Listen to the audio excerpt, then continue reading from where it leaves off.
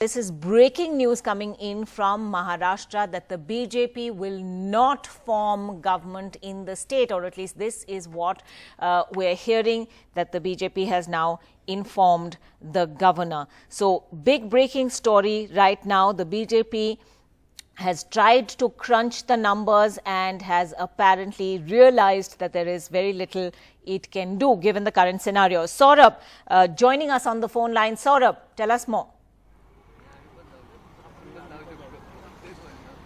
Well, the BJP and the Sena have been bickering since the results. The pre-poll alliance of the BJP and the Shiv Sena had the numbers, but the relations soured between the feuding allies with the 50-50 formula that was apparently decided between Uddhav Thackeray and Amit Shah being rejected by the BJP. Now, Uddhav Thackeray at a press conference said that he will not have relations with someone who accuses him of being a liar. Meanwhile, Devendra Fadnavis, the caretaker chief minister of Maharashtra, says that there was no such formula in the first place. So what's happening? Could there be another formation on the cards? Well, the NCP and the Shiv Sena seem to be inclined to do so, but the Congress could throw a spanner in the wheels, which is why the Congress MLAs have now been taken to Jaipur at another resort. We're at the resort where the Shiv Sena MLAs are holed up. And there is a massive debate between the old guard of the Congress and the Young Turks. The old guard sticking to its traditional stand, not wanting to ally with the Shiv Sena. The Young Turks say this is an opportunity to keep the BJP out. Let's ally with the Shiv Sena, even if it means giving them outside support and not necessarily joining them with full force. That is something that's on the cards now. Obviously, with the BJP rejecting this, so to speak, invite. I wouldn't use the term rejecting technically, but telling the governor in so many words that we do not have the numbers to form the government without the Sena. This paves the way officially for another formation to be called. What is that other formation? The next biggest party is the Shiv Sena. The next biggest alliance in current terms is the Congress and the NCP. So what does the governor do? In the first invite that the governor sent out, he sent it to Devendra Fadnavis as the leader of the single largest party. Will this now go to the next leader of the single largest party or the leader of the single largest formation? Milind Deora in a tweet suggested that it should go to the single largest formation. But if these two, the alliance of the Congress and the NCP, join hands with the Shiv Sena, then there are clear majority numbers. And could Maharashtra be now heading towards Shiv Sena backed by NCP, backed by the Congress in some way, formula government? That seems to be a possibility now, with the BJP ruling out forming government, saying they do not have the numbers to form a government in Maharashtra, and telling the governor so in that many words after the governor's invite to Devendra Fadnavis yesterday, who's the caretaker chief minister at the moment, that please show willingness, which is stake claim, and ability, which is numbers, to form a government. Now, while there may be willingness, the desire to stake claim, the ability seems majorly restricted, with the Sena and the BJP having a post-election fallout. And at the moment, the breaking news is that the BJP will not form government without the Sena. It can't, and they've told the governor so in so many words. Devendra Fadnavis is heading to the Raj Bhavan after the meeting of the core group of the BJP in Maharashtra. And this, of course, is developing by the minute like we speak. Uddhav Thackeray is currently meeting top leaders of his party at his residence, Matoshri. The NCP leaders are expected to meet on Tuesday. The Congress MLAs are holed up in Jaipur. Saurabh, from what we hear right now is that Mr. Fadnavis is in Raj Bhavan right now. He's met with Governor Mr. Koshyari, and we're also now beginning to hear from the state president, Chandrakant Patil, who has said on record now that the BJP has told the governor that we don't have the numbers, that we cannot form the government, and has gone on to say that the mandate was for a BJP-Shiv Sena government in Maharashtra, and the Shiv Sena, the BJP is now saying, has disobeyed that mandate. Very strong words coming in from the BJP. They say the Shiv Sena has disobeyed that mandate, and therefore, since the mandate was for the BJP Sena combined, the BJP feels it cannot form government in Maharashtra, and it is now stepping down. It is no longer going to try and stake claim either. So big breaking news coming in from Raj Bhavan as Mr. Fadnavis meets the governor, and we are hearing this now from Chandrakant Patil, the state BJP president. So Saurabh, does this really now put the onus back on the Shiv Sena and how they cobble up the numbers? All right, I believe we can in fact hear from Mr. Chandrakant Patil now. Let's listen first. नुकत्याच झालेल्या विधानसभेच्या निवडणुकीमध्ये Bharatiya Janata party, Shiv Sena, RPI, RaSP, Shivsangram, Rayat अशा महायुतीला जनतेने भरघोस जनादेश दिला. त्यामुळेच काल राज्यपालांनी भारतीय जनता पार्टीला नव्याने महाराष्ट्रामध्ये सरकार स्थापन करण्यासाठी निमंत्रण दिलं. आम्ही निवडणूक महायुती म्हणून लढलो. आम्हाला जनादेश महायुतीला मिळाला. शिवसेना सरकार स्थापन करण्यासाठी बरोबर येऊ इच्छित नाही आणि त्यामुळे आता आम्ही सरकार स्थापन करू शकत नाही असं माननीय राज्यपालांना आम्ही सांगितलं आहे.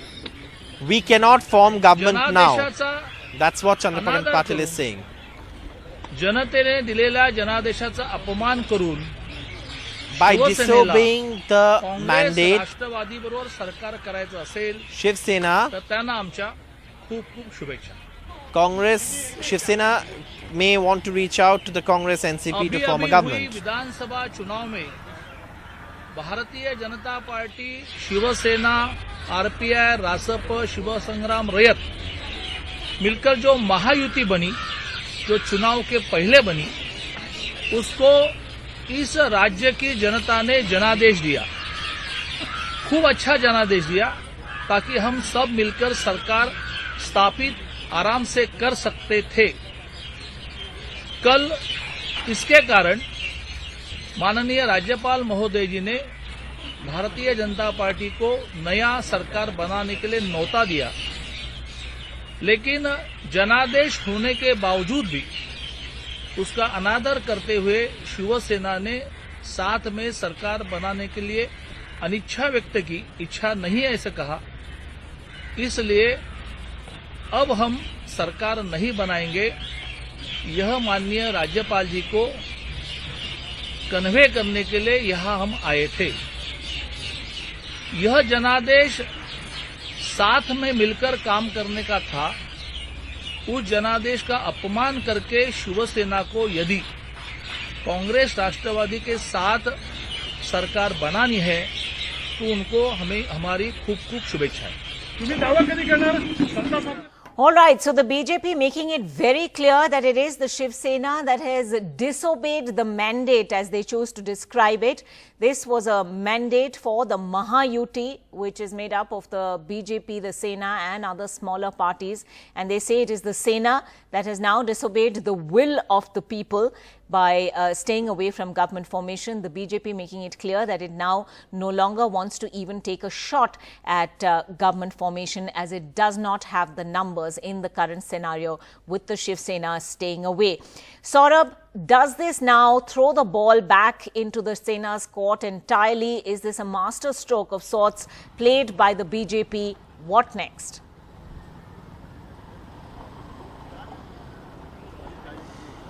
Well, without the Sena, it was absolutely clear that the BJP did not have the numbers. Now, there was a possibility of the two parties coming together. Many had expected that would happen eventually. But now it seems that if these two parties continue to feud and don't come together, the BJP doesn't have the numbers to form the government. What next? Well, there are several formations that are being talked about. Now, we can go into the pros and cons, how it affects whom, how will it affect the BJP, how will it affect the Shiv Sena, and all of those questions will be discussed. But the primary thing to note is that in the current Maharashtra Assembly, the 288-member Assembly, which is yet to be sworn in because there is a caretaker Chief Minister in place, as no party or single largest alliance has been able to form government because they don't have the numbers. there could be a realignment of sorts, and we're talking about a massive realignment here. The realignment could be, of course, the NCP, the Shiv Sena, with outside support from the Congress. That's what sources are telling us, because the Congress top leadership is absolutely opposed to having any truck with the Shiv Sena. The Congress leadership in the state very well feels that they should tie up. But how will two parties with absolutely exactly opposite ideologies form a government? That's of course something that will be discussed in detail. And where does it leave the Shiv Sena with the BJP's current move? Well, the onus is of course now on the Shiv Sena or the Congress NCP combined. Now what happens here? Could the Congress NCP combine back the Shiv Sena? That's a possibility. The Shiv Sena, remember, is the single largest party, I beg your pardon, the second single largest party after the BJP in terms of numbers. So obviously if the governor was going by single largest party order, the next in line is the Shiv Sena. If the governor chooses to now look at an existing pre-poll alliance, the one that had the mandate of the people seems to have fallen apart. So if the governor chooses to look at a pre-poll alliance that has the numbers right now, it's the Congress NCP alliance. So these are various permutations and combinations that can be worked out. Yes. Maharashtra deadlock continues. Obviously there is no answer yet till there is more clarity on which way the parties decide and choose to move forward. Right. Saurabh, two things. First of all, the BJP clearly felt that this was becoming increasingly embarrassing in terms of optics for them. You had the Sena moving all of their MLAs to the resort and talking very openly about attempts to poach them. You then had the Congress moving their MLAs also to a resort on the Jaipur-Delhi highway.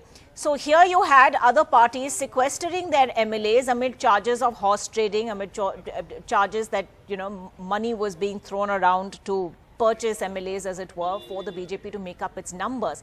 Would you say that in that situation, it was clearly untenable for the BJP to carry on or, you know, stake claim to form government and try and form and get their numbers later? And therefore, it's had to take this decision right now. Well, you know, one of the things that we've observed as, you know, people who've covered this election and the aftermath of the election, so to speak, is the fact that, you know, every time the BJP has a crisis in terms of numbers, the central leadership steps in immediately. Now, this time also there were talks of Operation Kamla. That was being speculated that Sena MLAs would be reached out to or Congress MLAs would be reached out to. The NCP MLAs, in the current situation, those who had to leave had left, and those who remain in the party remain. So the NCP is at least that way now in a very comfortable space, saying I don't think anybody from our party can leave. Right. But right, in all of this, stay with me for a moment. I'm the getting central a leadership of the BJP has stayed away. Yes, Saurabh, I'll come back to you in a moment. Bhaskar Ghosh, spokesperson of the BJP, on the phone line now with us. Bhaskar Ghosh, you know, what are we to make of this? Till this morning or through this afternoon, it seemed as though the BJP was trying its best to get its numbers together. There were various meetings. What changed between then and now, when Mr. Fadnavis has met the governor and said that the BJP is no longer going to stake claim or can't form government? Yeah, Ankita, actually, you know that in a democratic system or in democratic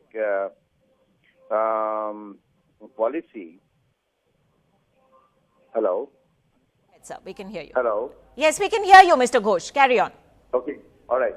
So in a democratic system, you have to count on numbers.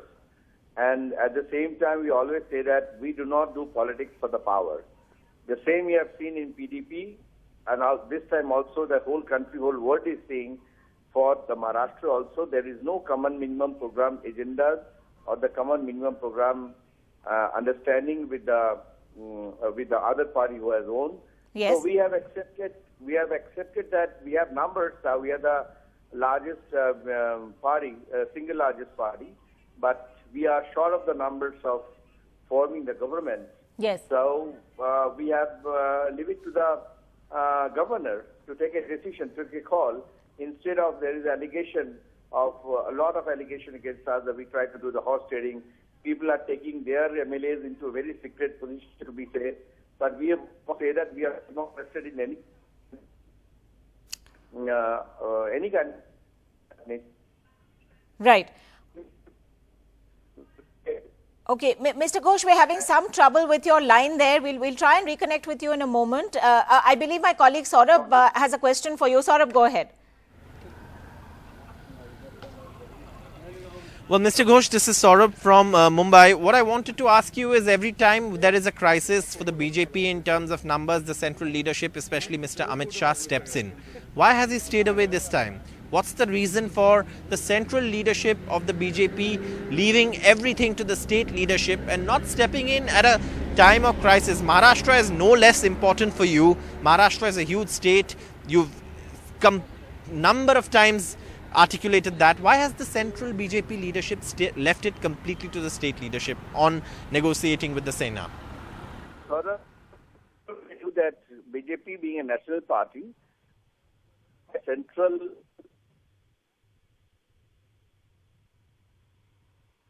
We seem to be having trouble with Mr. Ghosh. We'll come back to him in a moment. In the meantime, we also have Shiv Sena spokesperson Sanjay Gupta with us on the phone line.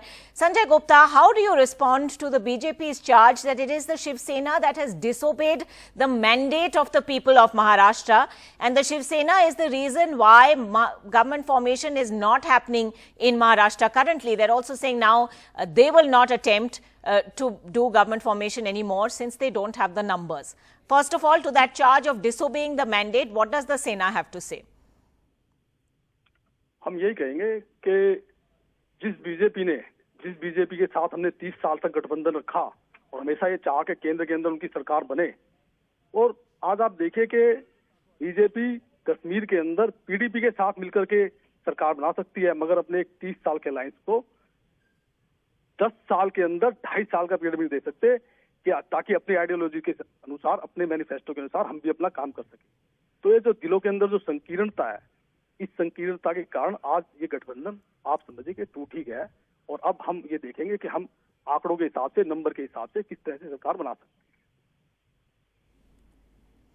All right, let's also get in a voice from the NCP. We are talking to Mahesh Tapse of the NCP. Mr. Tapse, what is it that the Congress and the NCP will be doing in a situation like this? The Congress time and again has said there is no question of support to the Shiv Sena. The NCP perhaps doesn't have as categorical a response.